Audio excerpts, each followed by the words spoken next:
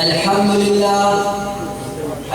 لله وكفى وسلام على عباده الذين اصطفى أما بعد فأعوذ بالله من الشيطان الرجيم بسم الله الرحمن الرحيم قال الله تعالى في القرآن المجيد والفرقان الحميد والذين آمنوا أشد حبا لله.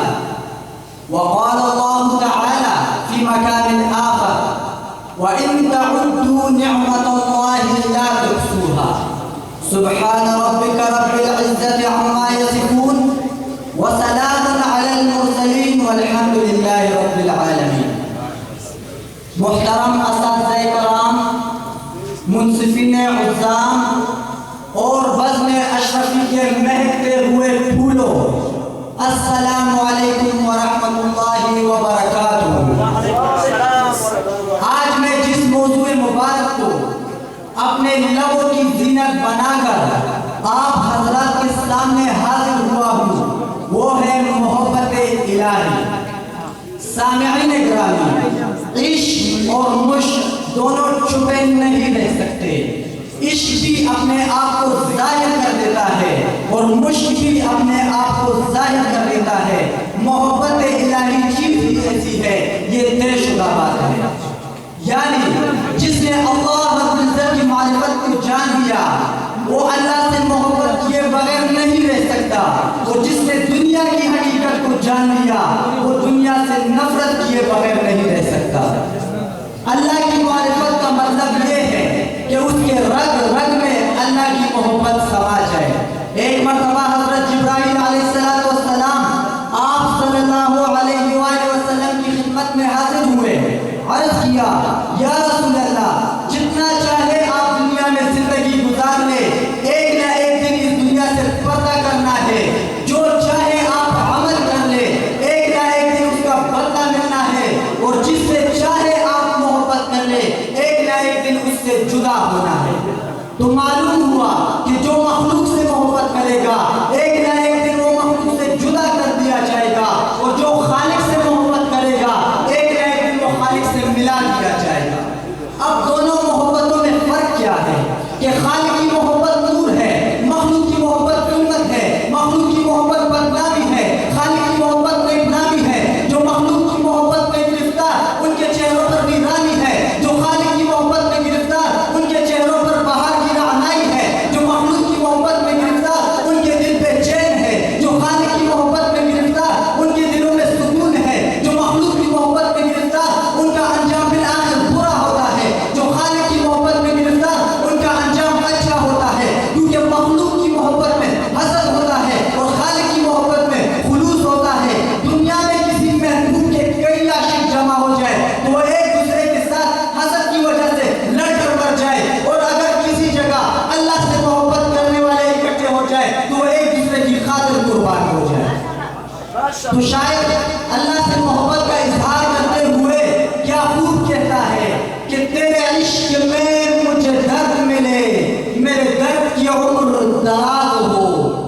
تیرے عشق میں مجھے درد ملے، میرے درد کی عمر دراز ہو۔ تیرے عشق میں یوں بنوں اے خدا کہ میرے عشق پہ تجھے ناز ہو۔ سامعین گرامی، محبت کہتے ہیں کمال محبیت کو، یعنی کسی میں محو ہو جانا، اس کی بات سننے کو دل کرنا، اس سے بات کرنے کو دل کرنا۔ اگر کبھی اس شخص سے جدا وقت گزارنا پڑے تو اس شخص کی کمی محسوس ہو۔ یہ محبت انسان کو خالق سے بھی ہوتی ہے، مخلوق سے بھی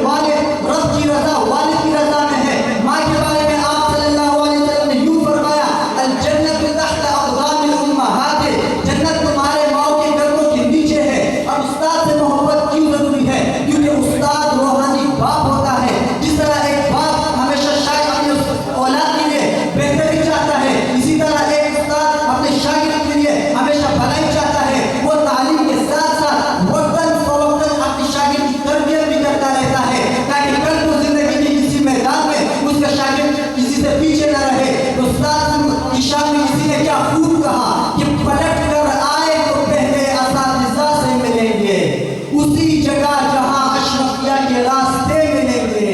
اگر کبھی ان اساتذہ کے نام پر جنگ ہو بھی جائے تو اگر کبھی ان اساتذہ کے نام پر جنگ ہو بھی جائے تو ہم جیسے بزدل پہ ہی صف کریں گے.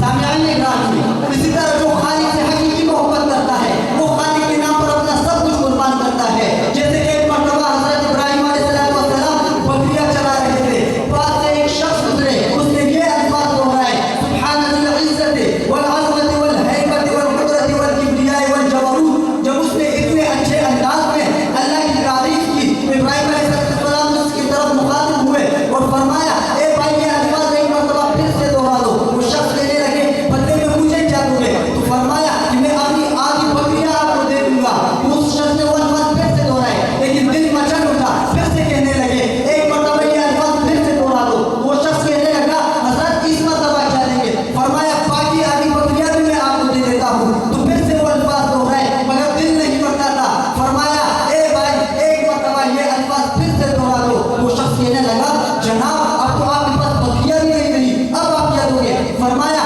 کہ ان بکریوں کو چرانے کے لیے آپ کو کسی چرواہے کی ضرورت ہوگی تو میں آپ کی بکریاں چرا دیا کروں گا. بس تم یہ الفاظ ایک مرتبہ پھر سے کہہ دو. وہ شخص کہنے لگا کہ آپ کو مبارک ہو، میں فرشتہ ہوں، مجھے پروردگار عالم نے آپ کی طرف بھیجا.